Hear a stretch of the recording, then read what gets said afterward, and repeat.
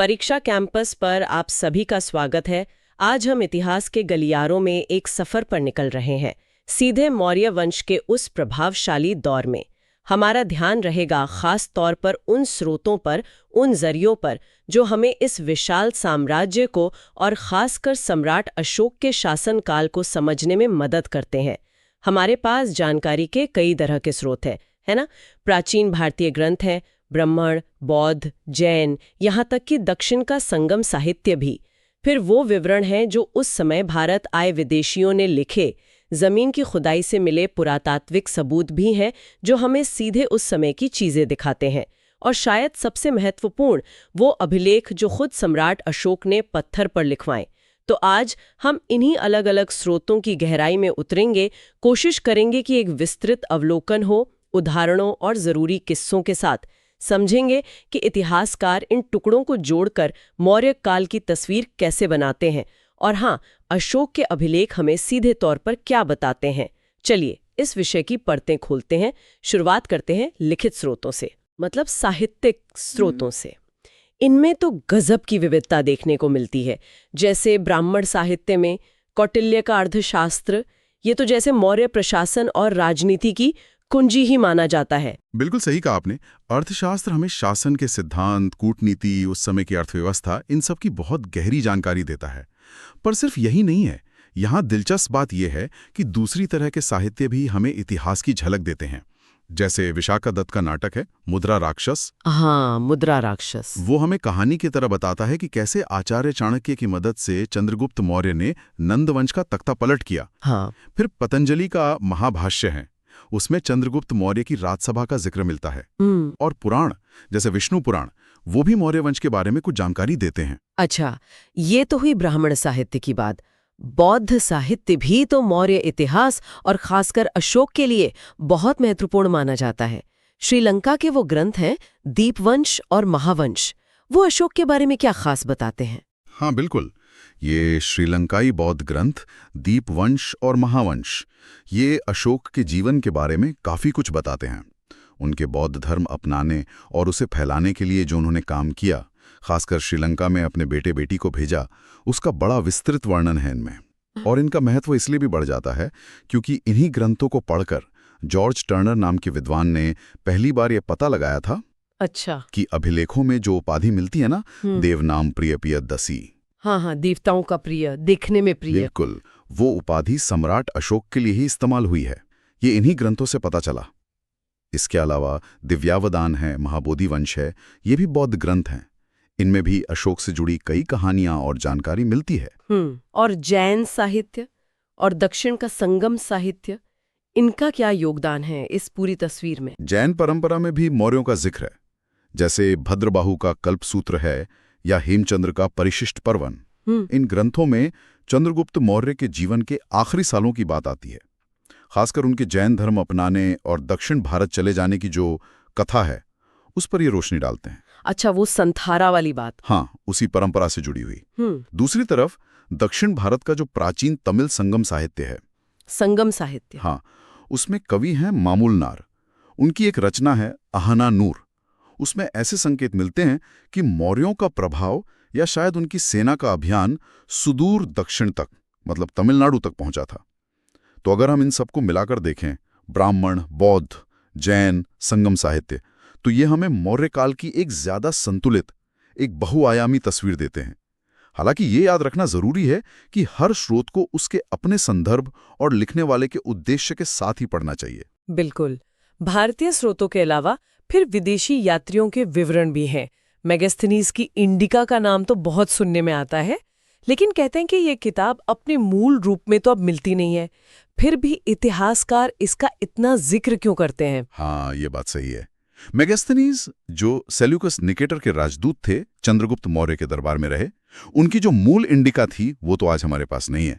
लेकिन उसका महत्व इसलिए बना हुआ है क्योंकि उसके हिस्से, उसके उद्धरण या उसके आधार पर लिखी गई बातें हमें बाद के यूनानी और रोमन लेखकों की रचनाओं में मिलती हैं। जैसे स्ट्रेबो हैं, एरियन हैं, प्लिनी, प्लूटार्क, इन सब ने मेगास्थनीज का हवाला दिया है।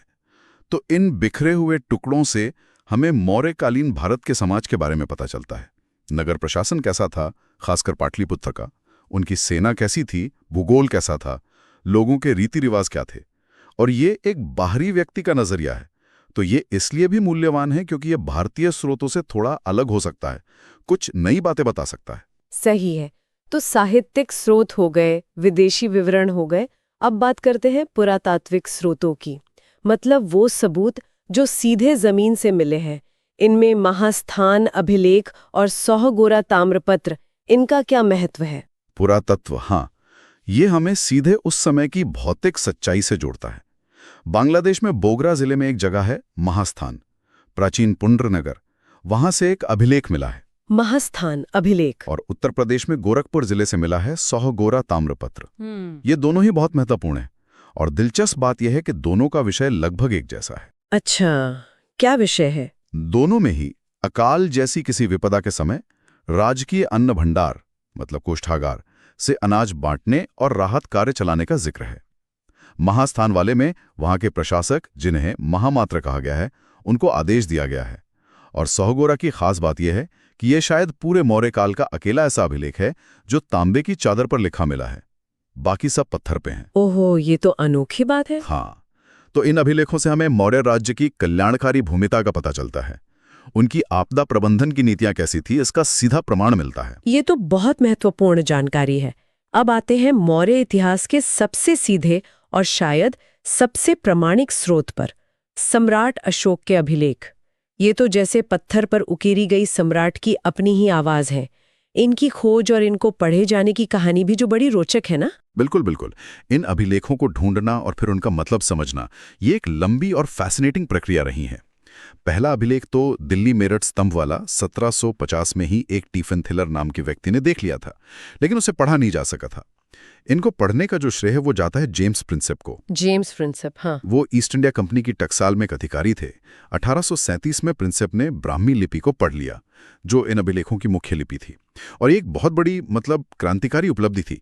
इसने भारतीय इतिहास का एक पूरा पन्ना ही खोल दिया, समझिए। सही बात है।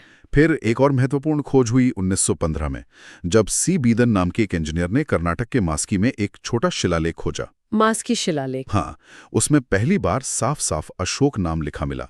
इससे पहले जितने भी अभिलेख मिले थे उनमें राजा के लिए देवनाम प्रिय प्रियोदसी जैसी उपाधियां थी। हाँ, तो ये पता नहीं था कि ये उपाधि किसके लिए है। बिल्कुल। तो मास्की की खोज और उधर टर्नर ने जो श्रीलंकाई ग्रंथों से पता लगाया था, इन दोनों से ये बात पक्की हो गई कि देवनाम प्रिय प्रियदसी और कोई नहीं, सम्राट अशोक ही हैं।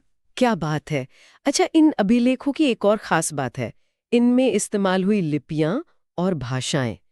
4 लिपियां मिलती हैं, ब्राह्मी, खरोष्टी, ग्रीक, अरामेक, और 3 भाषाएं, प्राकृत, ग्रीक, अरामेक। इसका क्या मतलब निकाला जा सकता है?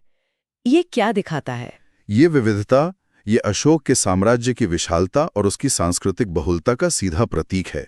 अशोक चाहते थे कि उनका संदेश, उनका धम्म साम्राज्य के कोने कोने में पहुंचे, और वहां के जो स्थानीय लोग हैं वो उसे अपनी भाषा और अपनी लिपि में समझ सकें। ये बहुत बड़ी सोच थी उस समय के हिसाब से। बिल्कुल। तो देखिए, जो लिपियां हैं, ब्राह्मी लिपि, ये सबसे ज्यादा इस्तेमाल हुई है। बाएं से दाएं लिखी जाती थी, जैसे हमारी देवनागरी।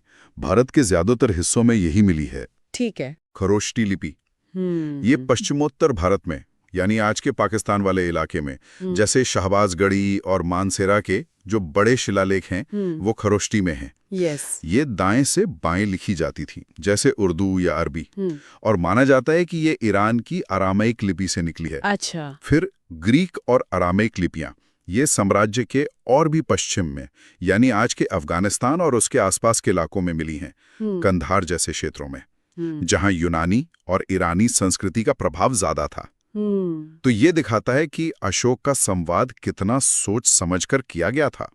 और अध्ययन की सुविधा के लिए, मतलब समझने के लिए, इन अभिलेखों को हम मोटे तौर पर 3 श्रेणियों में बांटते हैं। 3 श्रेणियां? कौन कौन सी? एक तो हैं शिलालेख, जो चट्टानों पर लिखे गए हैं। दूसरे हैं स्तंभ लेख, जो पॉलिश किए हुए पत्थर के खंभों पर हैं। और तीसरे हैं गुहा लेख, जो गुफाओं के अंदर खोदे गए हैं।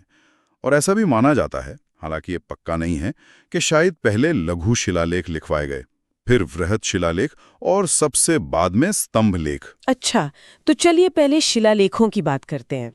इनमें भी आपने कहा 2 तरह के हैं, वृहत और लघु। ये वृहत शिलालेख क्या है? जो 8 अलग-अलग जगहों पर 14 लेखों के समूह में मिलते हैं। ये क्यों महत्वपूर्ण है? हाँ, ये 14 लेखों का एक पूरा सेट है, एक पैकेज समझिए, जो साम्राज्य के महत्वपूर्ण स्थानों पर, अक्सर सीमावर्ती इलाकों में या प्रांतीय मुख्यालयों पर, बड़ी-बड़ी प्राकृतिक चट्टानों पर खुदवाए गए हैं। इनमें अशोक के धम्म के जो नैतिक सिद्धांत हैं और उनकी जो प्रशासनिक नीतियां हैं, उनका काफी विस्तार से वर्णन मिलता है। ये कहाँ-कहाँ मिले हैं? ये कई जगह मिले। पाकिस्तान में शाहबाजगढ़ी और मानसेहरा हैं, गुजरात में गिरनार है, उड़ीसा में धोली और जौगढ़ हैं, उत्तराखंड में कालसी है, आंध्र प्रदेश में अरगुड़ी है, महाराष्ट्र में सोपारा है। इनमें सबसे प्रसिद्ध शायद 13वां शिलालेख है। हाँ, 13वां शिलालेख, कलिंग युद्ध वाला। बिल्कुल, जिसमें अशोक कलिंग युद्ध की भयंकरता, उसमें हुए रक्तपात और विनाश पर अपना गहरा दुख और पश्चाताप व्यक्त करते हैं और भविष्य में युद्ध छोड़कर धर्म विजय यानी धर्म के रास्ते पर चलने की घोषणा करते हैं। ये उनके जीवन का एक टर्निंग पॉइंट दिखाता है। बिल्कुल। और एक और ध्यान देने वाली बात है, उड़ीसा में जो धौली और जौगढ़ हैं, जहां कलिंग युद्ध हुआ था, हाँ, वहां पर इस 14 लेखों के सेट में से 11वां, 12वां और 13वां लेख नहीं मिलता। अच्छा, क्यों? उनकी जगह 2 खास अलग से लेख मिलते हैं, जिन्हें पृथक कलिंग प्रज्ञापन कहते हैं।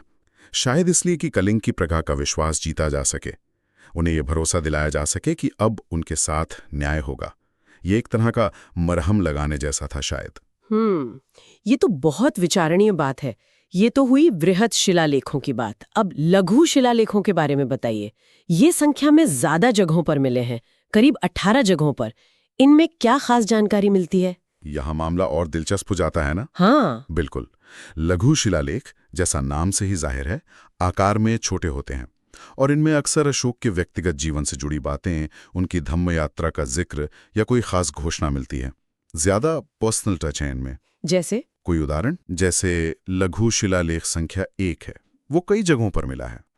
उसमें अशोक अपने बौद्ध धर्म की तरफ झुकाव के बारे में बताते हैं। मध्य प्रदेश के रूपनाथ से जो लेख मिला है, उसमें वो कहते हैं कि वो 2.5 साल से ज्यादा समय से उपासक यानी सामान्य बौद्ध अनुयायी हैं, लेकिन पिछले 1 साल से वो संघ के मतलब बौद्ध भिक्षुओं के संगठन के ज्यादा करीब आए हैं और धम्म के पालन में ज्यादा उत्साही हो गए हैं। अच्छा, तो ये उनके व्यक्तिगत धार्मिक सफर को दिखाता है। हाँ, और जैसा हमने पहले बात की थी, हाँ, अशोक का अपना नाम अशोक, वो हमें कुछ ही लघु शिलालेखों में मिलता है। हाँ, मास्की, गुर्जरा। बिल्कुल। हाँ, कर्नाटक में मास्की, नेटूर, उदयगोलम और मध्य प्रदेश के दतिया जिले में गुर्जरा। इनमें अशोक या देवानाम प्रिय अशोक नाम मिलता है। फिर राजस्थान में भाबरू या बैराट का शिलालेख है, वो बहुत महत्वपूर्ण है। भाबरू शिलालेख, हाँ, ये शायद अशोक का सबसे लंबा अभिलेख है और इसे अशोक के बौद्ध होने का सबसे पक्का सबूत माना जाता है। इसमें अशोक साफ साफ बुद्ध, धम्म और संघ, जिन्हें बौद्ध धर्म में त्रिरत्न कहते हैं, उनमें अपनी गहरी आस्था जताते हैं और भिक्षुओं को कुछ खास बौद्ध ग्रंथ पढ़ने की सलाह भी देते हैं। ये अभी कलकत्ता संग्रहालय में है। और हरोरा लेख का क्या बताया था आपने? 256 राधे? हाँ, उत्तर प्रदेश के मिर्जापुर जिले में अहरोरा से जो लेख मिला है, उसमें जिक्र है कि अशोक ने शायद धम्म यात्रा के दौरान 256 रातें प्रवास में बिताई थीं। ये शायद स्तूपों के निर्माण या उनकी यात्रा के सिलसिले में हो सकता है। और भी कोई खास लघु शिलालेख? हाँ, जैसे मध्य प्रदेश के पनगुड़िया से जो मिला है, उसमें अशोक को महाराज कुमार कहा गया है, जो शायद उनके राजकुमार होने के समय का हो। और सबसे दक्षिण में जो मिला है, वो आंध्र प्रदेश के एवरेगुड्डी में है। उसमें कर्किक नाम के किसी लिखने वाले या उत्कीर्ण करने वाले अधिकारी का भी उल्लेख है। गजब की डिटेल्स हैं इनमें। अच्छा, आपने ग्रीक और अरामेक लिपियों वाले शिलालेखों का भी जिक्र किया था। पश्चिमोत्तर सीमा पर मिले ये अभिलेख क्या दर्शाते हैं? कंधार से मिला वो द्विभाषी शिलालेख क्यों खास है? हाँ, ये ग्रीक और अरामेक वाले शिलालेख अशोक की पहुंच और उनके संदेश की यूनिवर्सैलिटी को दिखाते हैं। ये अफगानिस्तान के कंधार, लघमान जैसे इलाकों से मिले हैं। कंधार के पास एक जगह है शरे-कुना, वहां से एक द्विभाषी शिलालेख मिला है, मतलब ग्रीक और अरामेक दोनों लिपियों और भाषाओं में लिखा हुआ। ये लघु शिलालेख है और ये बहुत खास है। माना जाता है कि ये शायद अशोक का पहला अभिलेख है जो उनके शासन के 10वें साल के आसपास लिखवाया गया होगा। सबसे पहला? संभवतः। और इसमें धम्म का अनुवाद किया गया है। ग्रीक भाषा में उसके लिए शब्द इस्तेमाल हुआ है यूसेबिया, जिसका मतलब होता है धर्मनिष्ठा या पवित्र आचरण। और अरामीक में क्सित यानी सत्य और दात यानी विधि या नियम जैसे शब्द इस्तेमाल हुए हैं। तो ये दिखाता है कि अशोक ने अपनी यूनानी और ईरानी प्रजा तक पहुंचने के लिए उनकी अपनी भाषा और उनके सांस्कृतिक मुहावरे का इस्तेमाल किया। कमाल है। इसी अभिलेख में ये भी लिखा है कि अशोक के धम्म के प्रभाव से शिकारी और मछुआरे जैसे लोग भी हिंसा छोड़ रहे थे। और कंधार से ही एक और शिलालेख मिला है जो सिर्फ ग्रीक भाषा में है, और उसमें 12वें और 13वें वृहद शिलालेख के हिस्से हैं। मतलब कलिंग युद्ध पर पश्चाताप का ग्रीक अनुवाद। यानी यूनानी लोगों को भी बताया गया कलिंग युद्ध के बारे में। बिल्कुल। शिलालेखों के बाद अब आते हैं स्तंभ लेखों पर। ये सुंदर पॉलिश किए हुए पत्थर के खंभे, ये तो मौर्य कला की पहचान ही बन गए हैं। इनमें भी वृहद और लघु 2 प्रकार हैं। हाँ बिल्कुल। पहले बात करते हैं वृहद स्तंभलेखों की। इनकी संख्या 7 है, लेकिन ये 6 अलग अलग जगहों पर पाए गए हैं। ये एक ही पत्थर से तराशे गए हैं, मतलब एकाश्मक हैं, और इनकी जो चमकदार पॉलिश है, जिसे ओप कहते हैं, वो आज भी हैरान करती है। इनकी एक खास बात यह है कि ये सिर्फ ब्राह्मी लिपि और प्राकृत भाषा में ही मिलते हैं। अच्छा, ऐसा क्यों? शायद इसलिए कि ये साम्राज्य के ज्यादातर मध्य भाग में गंगा घाटी के आसपास स्थित थे, जहां प्राकृत और ब्राह्मी ही मुख्य थी। इनमें सबसे महत्वपूर्ण है दिल्ली टोपरा स्तंभ। दिल्ली टोपरा? हाँ, ये मूल रूप से हरियाणा के टोपरा गांव में था। 14वीं सदी में सुल्तान फिरोज शाह तुगलक इसे बड़े तामझाम से दिल्ली ले आया। ये अकेला ऐसा स्तंभ है जिस पर अशोक के सातों लेख खुदे हुए हैं। 7 लेख? हाँ, बाकी जो स्तंभ मिले हैं उन पर केवल पहले 6 लेख ही मिलते हैं। 7वां लेख सिर्फ इसी पर है, और इसी 7वें लेख में अशोक अपने धम्म महामात्रों के कामों का ब्यौरा देते हैं, और साथ ही उस समय के जो दूसरे धार्मिक संप्रदाय थे, जैसे आजीवक और निर्ग्रंथ यानी जैन मुनि, उनका भी उल्लेख करते हैं। ये उनकी धार्मिक सहिष्णुता दिखाता है। और दूसरे वृहद स्तंभ लेख कहाँ है? एक तो दिल्ली मेरठ स्तंभ है, जिसे भी फिरोज शाह ही मेरठ से दिल्ली लाया था। फिर बिहार के चंपारण जिले में 3 हैं, लौरिया अराज, लौरिया नंदनगढ़, इसके ऊपर शेर बना है और ये काफी अच्छी हालत में है, और रामपुरवा। यहाँ 2 स्तंभ थे, एक पर शेर, एक पर बैल, और एक प्रयागराज में है, इलाहाबाद किले के अंदर। ये मूलतः कौशाम्बी में था, जिसे शायद अकबर इलाहाबाद ले आया। इस पर अशोक के अलावा समुद्रगुप्त और जहांगीर के लेख भी हैं। अच्छा, एक ही स्तंभ पर कई राजाओं के लेख? जी। और लघु स्तंभ लेख, इनमें क्या खास जानकारी मिलती है? मैंने सुना है कि नेपाल से मिला रुम्मिनदेई स्तंभ लेख बहुत ही खास है। जी हाँ, लघु स्तंभ लेख ज्यादातर अशोक की राजकीय घोषणाओं या आदेशों से जुड़े हैं। ये भी ब्रह्मी लिपि और प्राकृत भाषा में ही हैं, जैसे सांची मध्य प्रदेश, सारनाथ उत्तर प्रदेश और कौशाम्बी प्रयागराज के पास जो लघु स्तंभ लेख मिले हैं, उनमें अशोक बौद्ध संघ में फूट डालने वालों को कड़ी चेतावनी देते हैं। और वहां के महामात्रों को आदेश देते हैं कि संघ में एकता बनाए रखें। बिल्कुल। फिर कौशाम्बी वाला जो स्तंभ लेख है, उसे रानी का अभिलेख भी कहते हैं। रानी का अभिलेख क्यों? क्योंकि उसमें अशोक की दूसरी रानी कारुवकी और उनके बेटे तीवर का जिक्र है। उनके द्वारा दिए गए दान का उल्लेख है। ये अकेला अभिलेख है जिसमें अशोक के परिवार के किसी सदस्य का नाम मिलता है। तीवर का? दिलचस्प। और अब रुम्मिनदेई? हाँ, रुम्मिनदेई स्तंभ लेख। ये अब नेपाल में है, लुम्बिनी के पास, जहां महात्मा बुद्ध का जन्म हुआ था। ये अपने विषय के कारण एकदम यूनिक है, अद्वितीय है। ये अकेला अभिलेख है जिसका मुख्य विषय आर्थिक है, टैक्स से जुड़ा है। आर्थिक, टैक्स। हाँ। इसमें अशोक बताते हैं कि अपने राज्याभिषेक के 20वें साल में वो खुद लिम्बुनी की यात्रा पर गए थे, और क्योंकि ये बुद्ध का जन्म स्थान है, इसके सम्मान में उन्होंने वहां का भूमि कर, जिसे भाग कहते थे, उसे घटा दिया। 16 से घटाकर 8 कर दिया। और एक और धार्मिक कर था उद्बालिक, उसे पूरी तरह से माफ कर दिया। वाह, टैक्स माफी का फरमान। बिल्कुल। और इसी लेख में बुद्ध को शाक्य मुनि कहा गया है। नेपाल की तराई में ही एक और जगह है, निगलिवा या निगाली सागर। वहां से भी एक लघु स्तंभ लेख मिला है। उसमें अशोक बताते हैं कि उन्होंने कनक मुनि नाम के एक पूर्व बुद्ध के स्तूप को दुगना बड़ा करवाया था, और फिर खुद उस जगह की यात्रा भी की थी। तो रुम्मिनदेई और निगलिवा, इन दोनों को अशोक की यात्राओं की याद में स्थापित किया गया था, इसलिए इन्हें स्मृति लेख भी कह सकते हैं। बहुत खूब। अब अंत में आते हैं गुहा लेखों पर, यानी गुफाओं में लिखे लेख। ये कहाँ मिलते और उनका क्या उद्देश्य था? ये लेख बिहार में गया के पास बराबर नाम की पहाड़ियां हैं, उनमें कुछ मानव निर्मित गुफाएं हैं। उनकी दीवारों पर ये लेख खुदे हुए मिलते हैं। ये भी ब्राह्मी लिपि और प्राकृत भाषा में हैं। इन लेखों से पता चलता है कि अशोक ने अपने शासनकाल में ये गुफाएं, जिनके नाम मिलते हैं कर्ण चौपा, सुदामा गुफा, विश्व झोपड़ी, ये गुफाएं उन्होंने आजीवक संप्रदाय के जो तपस्वी थे उनके रहने के लिए, वर्षावास के लिए दान में दी थी। आजीवक संप्रदाय? अशोक तो बौद्ध के। हाँ, यही तो खास बात है। ये अशोक की धार्मिक सहिष्णुता का एक और बड़ा उदाहरण है कि वो खुद बौद्ध होते हुए भी दूसरे संप्रदायों का, जैसे आजीविकों का आदर करते थे और उन्हें दान भी देते थे।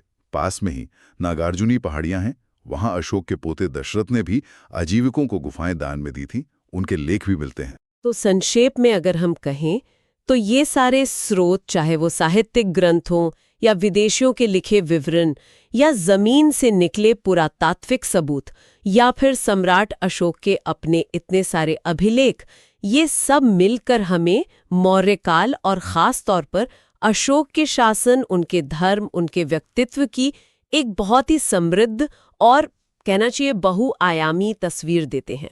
निश्चित रूप से, बिल्कुल सही कहा आपने। हर स्रोत की अपनी एक खूबी है और शायद कुछ सीमाएं भी हैं।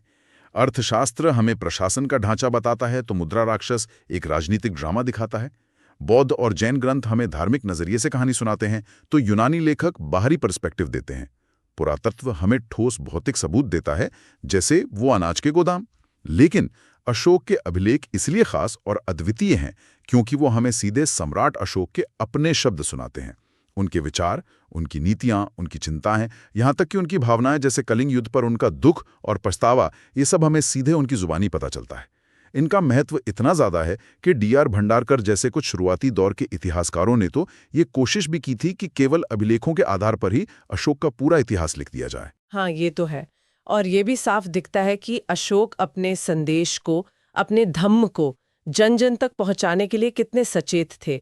अभिलेखों के लिए सही जगह चुनना, आम लोगों की भाषा यानी प्राकृत का इस्तेमाल करना, और जहां जरूरत हो वहां स्थानीय लिपियों यानी जैसे ग्रीक, अरामेक, खरोष्टी का प्रयोग करना।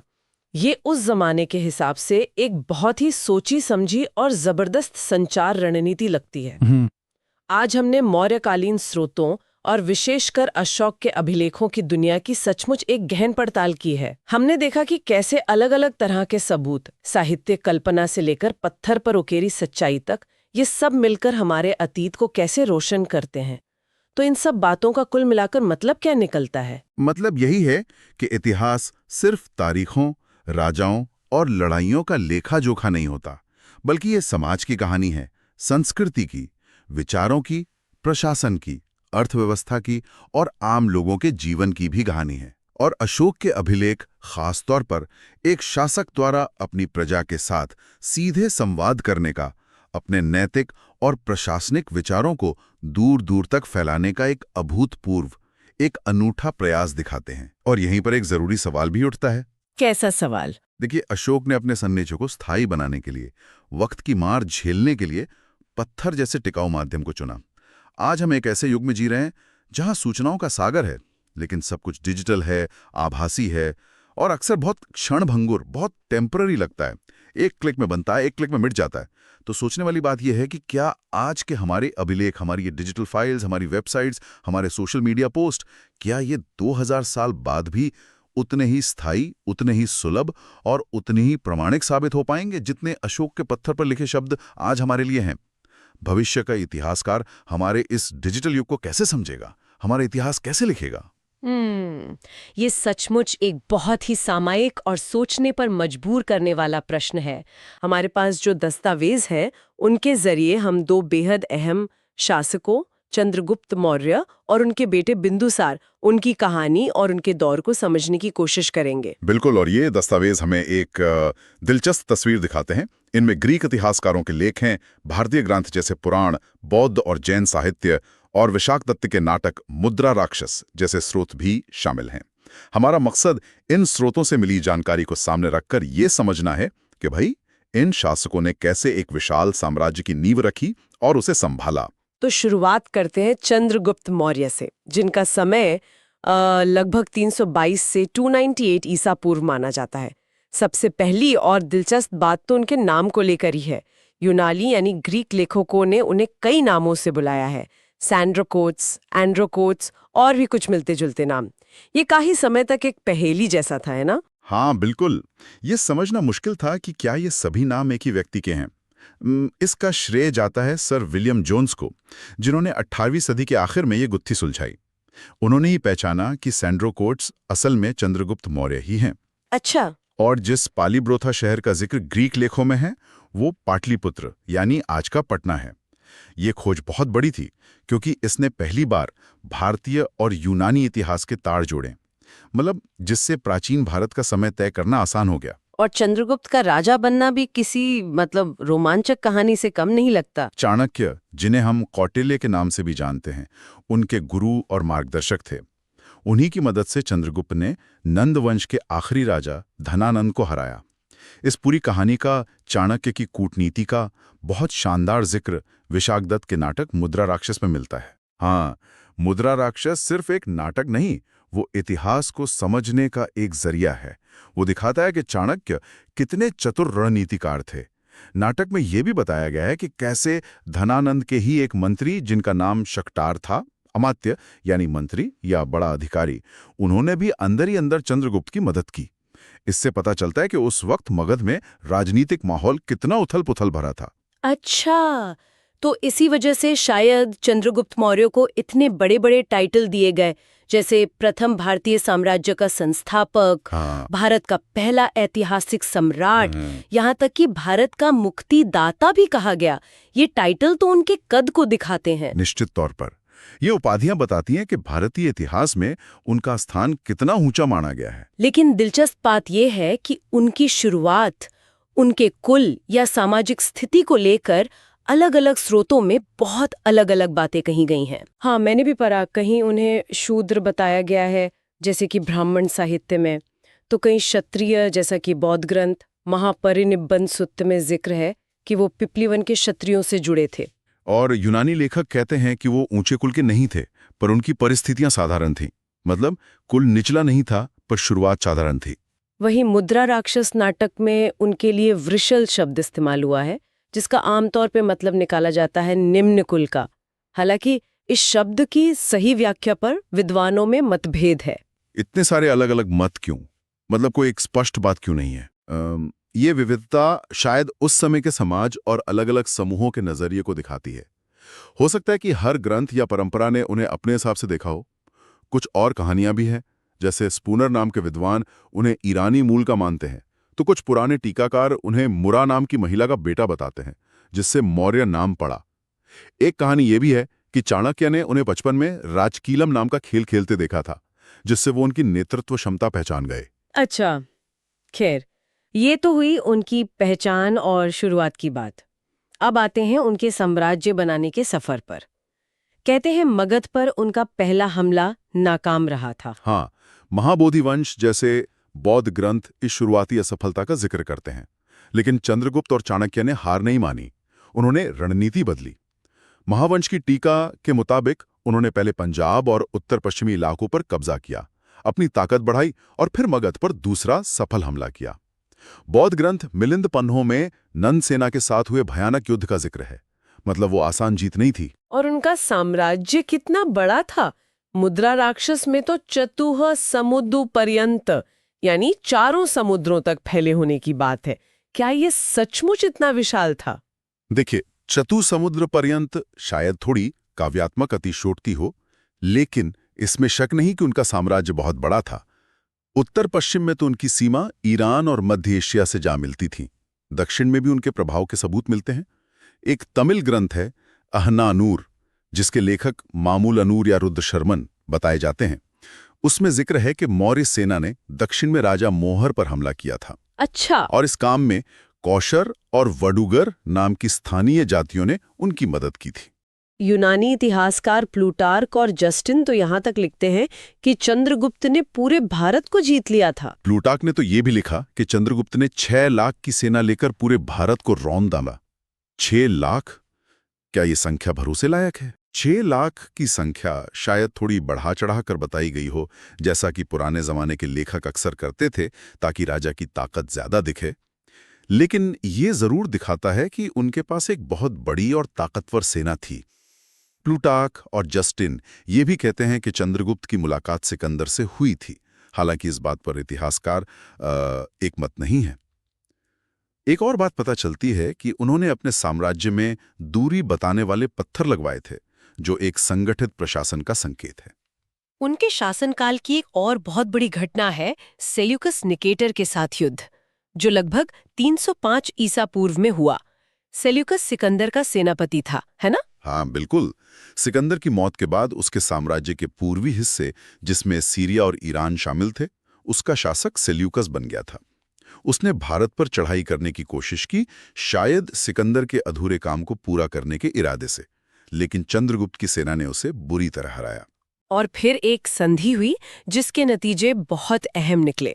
दूसरी बड़ी बात, सेल्यूकस ने 4 बड़े और रणनीतिक रूप से महत्वपूर्ण प्रांत चंद्रगुप्त को सौंप दिए। एरिया, आज का हेरात, अराकोसिया, कंधार, ज़ड्रोसिया, बलूचिस्तान, मकरान तट और पिरुपानिसडाय, काबुल। यानी आज के अफगानिस्तान और बलूचिस्तान के बड़े हिस्से मौर्य साम्राज्य में आ गए। ठीक कहा। इससे मौर्य साम्राज्य की सीमाएं उत्तर पश्चिम में हिंदुकुश पहाड़ों तक पहुंच गईं। इतिहासकार विंसेंट स्मिथ ने इसे भारत की वैज्ञानिक सीमा कहा है, एक ऐसी प्राकृतिक सीमा जहां तक पहुंचने के लिए बाद में अंग्रेज भी तरसते रहे। ये चंद्रगुप्त की बहुत बड़ी उपलब्धि थी। संधि में यह भी तय हुआ कि सेल्यूकस अपना एक राजदूत मेगास्थनीज चंद्रगुप्त के दरबार में भेजेगा। वही मेगास्थनीज जिसने इंडिका लिखी। हालांकि वो किताब अब पूरी नहीं मिलती, पर उसके जो हिस्से दूसरे लेखकों ने संभाले, उनसे हमें मौर्य काल के बारे में बहुत कुछ पता चलता है। अच्छा, बदले में चंद्रगुप्त ने सेल्यूकस को क्या दिया? चंद्रगुप्त ने सेल्यूकस को 500 हाथी दिए। उस जमाने में हाथी युद्ध में बहुत काम आते थे और भारत हाथियों के लिए मशहूर था। इस युद्ध, संधि और शादी का जिक्र कई यूनानी लेखकों, एपियानस, स्ट्रेबो, प्लूटार्क ने किया है। यहाँ तक कि मुद्रा राक्षस में भी इसका संकेत मिलता है। साम्राज्य सिर्फ जीता ही नहीं गया, उसे चलाया भी गया होगा। प्रशासन के बारे में क्या पता चलता है? उनके प्रशासन की पहुंच दूर दूर तक थी। पश्चिम भारत में, यानी आज के गुजरात में, उनका एक गवर्नर था, पुष्यगुप्त वैश्य। उसने वहां सुदर्शन झील बनवाई, जो सिंचाई के लिए एक बड़ा काम था। ये दिखाता है कि मौर्य प्रशासन का ध्यान सिर्फ युद्ध पर नहीं, बल्कि जनता की भलाई और खेतीबाड़ी पर भी था। और पूरब में बंगाल तक? हाँ, बंगाल में महास्थान नाम की जगह पर एक अभिलेख मिला है, जो आज बांग्लादेश में है। ये अभिलेख मौर्य शासन की पुष्टि करता है और इसमें अकाल के समय अनाज बांटने का जिक्र है। इसमें कोकीणी नाम के सिक्के का भी उल्लेख है, जिससे उस समय की अर्थव्यवस्था की झलक मिलती है। अपने अकाल का जिक्र किया, सुना है उनके आखिरी दिनों में मगध में भयानक अकाल पड़ा था। हाँ, जैन परंपरा के ग्रंथों में इसका जिक्र है कि चंद्रगुप्त के शासन के अंतिम सालों में मगध में 12 साल लंबा भीषण अकाल पड़ा। दिलचस्प बात यह है कि हमें 2 अभिलेख मिलते हैं, एक यही महास्थान वाला और दूसरा सोहगरा, उत्तर प्रदेश से, जो बताते हैं कि प्रशासन ने अकाल से निपटने के लिए अनाज के भंडार बनाए और राशनिंग जैसी व्यवस्था लागू की। ये उस जमाने के हिसाब से बहुत उन्नत सोच है। और कहता है कि इसी अकाल के बाद उन्होंने जैन धर्म अपना लिया। जैन मान्यता यही है, खासकर परिशिष्ट पर्व नाम के ग्रंथ के अनुसार।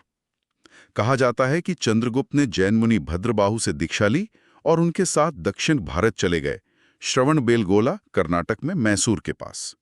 वहां उन्होंने जैन धर्म की सल्लेखना प्रथा से, यानी उपवास करके, धीरे धीरे शरीर त्याग दिया, लगभग 298 ईसा पूर्व में। एक सम्राट का ऐसा अंत वाकई असाधारण जीवन था। क्या चंद्रगुप्त नाम का कोई पुराना पत्थर पर लिखा सबूत भी है, मतलब अभिलेखीय साक्ष्य? बिल्कुल है। सबसे पुराना और पक्का सबूत हमें शक राजा रुद्रदामन के जूनागढ़, गुजरात अभिलेख से मिलता है, जो लगभग 150 ईस्वी का है। इसमें सुदर्शन झील की मरम्मत का जिक्र करते हुए साफ साफ मौर्य राजा चंद्रगुप्त और उनके गवर्नर पुष्यगुप्त का नाम लिखा है। अच्छा, तो चंद्रगुप्त के बाद उनके बेटे बिंदुसार गद्दी पर बैठे करीब 298 ईसा पूर्व में। उनके बारे में हमारे स्रोत क्या बताते हैं? बिंदुसार चंद्रगुप्त और रानी धुरधरा जैन ग्रंथों के अनुसार के बेटे थे। उनके जन्म को लेकर एक कहानी है कि उनका जन्म ऑपरेशन से हुआ था। जिसे आज हम सिजेरियन कहते हैं। अगर ये सच है तो उस जमाने के हिसाब से ये चिकित्सा विज्ञान का कमाल है। जैसे चंद्रगुप्त के कई नाम थे, क्या बिंदुसार को भी अलग अलग नामों से जाना जाता है? हाँ, उनके भी कई नाम मिलते हैं। वायु पुराण में उन्हें मद्रसार कहा गया है। जैन ग्रंथ सिंह सैन कहते हैं। यूनानी लेखकों ने अमित्रोक्रिडस या अलित्रोक्रिडस जैसे नाम इस्तेमाल किए हैं। एक बहुत महत्वपूर्ण नाम पतंजलि के महाभाष्य में मिलता है, अमित्रघात। अमित्रघात, इसका मतलब क्या हुआ? इसका संस्कृत में मतलब होता है दुश्मनों का नाश करने वाला। ये उपाधि इशारा करती है कि बिंदुसार भी एक ताकतवर राजा थे जिन्होंने अपने पिता के साम्राज्य को दुश्मनों से बचाए रखा। चीनी ग्रंथों में उन्हें बिंदुपाल भी कहा गया है। अमित्रघात नाम से लगता है कि उन्होंने युद्ध जारी रखे होंगे, पर उनके यूनानी राजाओं से रिश्ते कैसे थे? क्या पिता की तरह दोस्ती कायम रही? हाँ, बिंदुसार ने भी यूनानी दुनिया से अच्छे संबंध बनाए रखे। मिस्र के राजा टॉलमी द्वितीय फिलाडेल्फस ने अपना एक राजदूत डायोनिसिस बिंदुसार के दरबार में भेजा था। ये वही टॉलमी थे जिन्होंने स्कंदरिया में मशहूर लाइब्रेरी बनवाई थी। और सीरिया से, जहां से सेल्यूकस का राज था? सीरिया के राजा एंटियोकस प्रथम सिल्यूकस के बेटे या उत्तराधिकारी ने भी अपना राजदूत डायमेकस बिंदुसार के दरबार में भेजा। डायमेकस को मेगास्थनीज के बाद दूसरा बड़ा यूनानी राजदूत माना जाता है जो मौर्य दरबार में आया। इससे पता चलता है कि मौर्य साम्राज्य की अहमियत बनी हुई थी। एक यूनानी लेखक है एथीनियस, उन्होंने बिंदुसार और एंटियोकस के बीच हुए एक बड़े मजेदार खत किताबत का जिक्र किया है। वो क्या किस्सा है? हाँ, वो बहुत मशहूर है। एथीनियस बताते हैं कि बिंदुसार ने एंटियोकस को चिट्ठी लिखकर 3 चीजें मंगवाईं: मीठी शराब, अंगूरी शराब, सूखी अंजीर और एक दार्शनिक यानी फिलोसोफर जिसे सोफिस्ट कहा गया। एक दार्शनिक, ये तो बड़ी अजीब मांग है ना? एंटियोकस ने शराब और अंजीर तो भिजवा दी, लेकिन दार्शनिक भेजने से मना कर दिया। उसने जवाब में लिखवाया कि यूनान के कानून इंसानों, खासकर दार्शनिकों को बेचने की इजाजत नहीं देते। ये किस्सा सिर्फ मजेदार नहीं है, ये दिखाता है कि उस दौर में राजाओं के बीच सिर्फ चीजों का ही लेन देन नहीं होता था, बल्कि ज्ञान और विचारों में भी रुचि थी। बिंदुसार का दार्शनिक मांगना उनकी बौद्धिक जिज्ञासा दिखाता है। ये तो हुई विदेश नीति। क्या उनकी राज में अंदरूनी मुश्किलें भी थीं? तक्षशिला में विद्रोह का जिक्र आता है? बिल्कुल। बौद्ध ग्रंथ दिव्यावदान बताता है कि बिंदुसार के समय तक्षशिला में 2 बार विद्रोह हुए। तक्षशिला उस समय शिक्षा का बड़ा केंद्र था, लेकिन शायद वहां के स्थानीय मौर्य अधिकारी जनता को परेशान करते थे। पहला विद्रोह इसी वजह से हुआ। उसे दबाने के लिए बिंदुसार ने अपने बेटे अशोक को भेजा, जो उस वक्त उज्जैन, अवंती के गवर्नर थे। और दूसरा विद्रोह? दूसरा विद्रोह शायद दरबार की अंदरूनी राजनीति या साजिश का नतीजा था। उसे दबाने के लिए बिंदुसार के दूसरे बेटे सुसीम को भेजा गया, जो शायद उस समय तक्षशिला के ही गवर्नर थे। ये विद्रोह दिखाते हैं कि इतने बड़े साम्राज्य को संभालना आसान नहीं था और दूर के प्रांतों में मुश्किलें खड़ी हो सकती थीं। तो क्या बिंदुसार ने भी अपने पिता की तरह साम्राज्य का और विस्तार किया? इस बारे में जानकारी थोड़ी कम है। तिब्बत के इतिहासकार तारानाथ लिखते हैं कि बिंदुसार ने 16 राज्यों को जीता और साम्राज्य को एक समुद्र से दूसरे समुद्र तक फैलाया, यानी शायद बंगाल की खाड़ी से अरब सागर तक। लेकिन इस बात की पुष्टि दूसरे स्रोतों से पूरी तरह नहीं होती। ज्यादातर इतिहासकार मानते हैं कि बिंदुसार का मुख्य काम चंद्रगुप्त से मिले विशाल साम्राज्य को बनाए रखना और उसे मजबूत करना था, जिसमें वो काफी हद तक सफल रहे। और उनका अपना धर्म क्या था? क्या वो भी पिता की तरह जैन थे? इस पर भी अलग अलग राय है। बौद्ध ग्रंथ महावंश कहता है कि वो ब्राह्मण धर्म को मानते थे और ब्राह्मणों को बहुत दान देते थे। लेकिन दूसरे कई स्रोत, खासकर दिव्यावदान और कुछ जैन लेख कहते हैं कि वो आजीवक संप्रदाय के अनुयायी थे। आजीवक भी उस समय का एक प्रमुख धार्मिक पंथ था, जो भाग्य या नियति को बहुत महत्व देता था। हो सकता है वो सभी धर्मों के प्रति सहिष्णु रहे हों। प्रशासन में क्या कोई बदलाव आया? क्या चाणक्य अब भी थे? माना जाता है कि चाणक्य शुरुआत में बिंदुसार के भी प्रधानमंत्री रहे। उनके बाद राधागुप्त नाम के व्यक्ति प्रधानमंत्री बने, जिन्होंने बाद में अशोक को राजा बनने में मदद की। दिव्यावदान ये भी बताता है कि बिंदुसार की एक बड़ी मंत्री परिषद थी, जिसमें 500 सदस्य थे और उसका मुखिया खल्लाटक नाम का व्यक्ति था। ये सब एक व्यवस्थित और बड़े प्रशासनिक ढांचे की तरफ इशारा करता है। तो अगर हम दोनों शासकों को देखें, मतलब चंद्रगुप्त ने नींव रखी, एक विशाल साम्राज्य बनाया। हाँ, बिल्कुल सही। चंद्रगुप्त का योगदान था भारत को राजनीतिक तौर पर एक करना, एक असरदार प्रशासन बनाना और विदेशी ताकतों को हराकर सीमाओं को सुरक्षित करना। बिंदुसार ने इस विरासत को न सिर्फ संभाला, बल्कि विदेशी राजाओं से दोस्ती भी बनाए रखी और अंदरूनी चुनौतियों से निपटते हुए साम्राज्य को टूटने नहीं दिया। इन दोनों को समझना जरूरी है, क्योंकि यहीं से भारत के बड़े साम्राज्यों, राजव्यवस्था, कूटनीति और सांस्कृतिक आदान प्रदान की कहानी शुरू होती है। यहाँ एक बात सोचने पर मजबूर करती है। बिंदुसार ने सीरिया के राजा से एक दार्शनिक मांगा। ये उस जमाने के शासकों की सोच के बारे में क्या बताता है? क्या वो सिर्फ लड़ाई और राजपाट में ही डूबे रहते थे, या उनकी दिलचस्पी ज्ञान विज्ञान में भी थी? ये वाकई सोचने वाली बात है। ये दिखाता है कि उस युग के शासक शायद हमारी कल्पना से ज्यादा बहुआयामी थे। उनमें केवल साम्राज्य विस्तार की ही भूख नहीं थी, बल्कि बौद्धिक जिज्ञासा भी थी। वे दुनिया के दूसरे हिस्सों में क्या चल रहा है, वहां के विचार क्या हैं, ये जानने को उत्सुक थे। भले ही दार्शनिक का आयात ना हो पाया हो, लेकिन ये मांग ही भारत और यूनानी दुनिया के बीच विचारों के आदान प्रदान की संभावना और इच्छा का सबूत है। ये उस दौर की बौद्धिक जीवंतता की एक छोटी सी मगर अहम झलक है।